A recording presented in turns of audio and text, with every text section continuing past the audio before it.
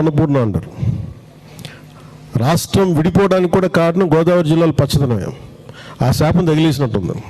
ఈరోజు గోదావరి జిల్లాలో మొత్తం కొబ్బరి చెట్లతోటి, తెలంగాణ నాయకులంతా అంటారు కొబ్బరి చెట్లతో చాలా ఆనందంగా ఉంటుంది, మీరు ఏమంటుందని పచ్చదనంతో చాలా బాగుంటుందండి. ఈరోజు కొబ్బరి చెట్లు ముండలు కూడా లేవు, అంత దిష్టి తగిలింది కోనసీమకి. సో నాకు నిజంగా చాలా బాగా,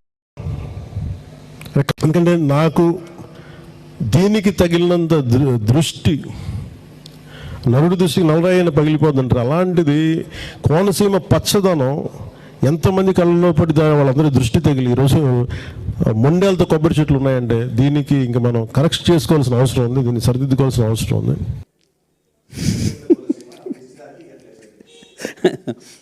ఇప్పుడు వాస్తవానికి ఎవడన్నా పోయించండి హైదరాబాద్ నుంచి వెళ్ళాడికి, తగిలితే వాళ్ళ దృష్టి ఏడ తగులుతుంది కానీ ఆడికి పోనోని దృష్టి ఏడ తగులుతుంది, ఏం తెలియదు అది. ఇక అటువంటి వాళ్ళు ముఖ్యమంత్రులు ఉప ముఖ్యమంత్రులు అవుతారు. ఏం చెప్తాం మరి మనం?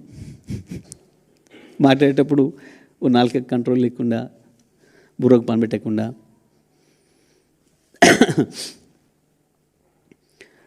రోజు వస్తే వచ్చిపోయేటోళ్ళు వందలాది వేల మంది అక్కడి నుంచి వాళ్ళు హైదరాబాద్ను చూసేది వాళ్ళు. ఏమంటాం మనం? నరదృష్టి పడింది అని అంటాం చాలా విషయాలలో. చూసి వస్తానికి బాగా ఎక్కువ మంది చూసిపోతే ఓ చేనెంబడి పోతుంటే బాగుంది ఈ చేను అని చెప్పి అంటారని చెప్పి పాపం దిష్టి బొమ్మలు కట్టుకుంటారు. మరి కట్టుకుంటామే, ఆయన దిష్టి బొమ్మ ఎవడొద్దన్నాడు, మనం ఆపినామా? పిచ్చి మాటలు, తెలివి తక్కువ మాటలు, మైండ్లెస్.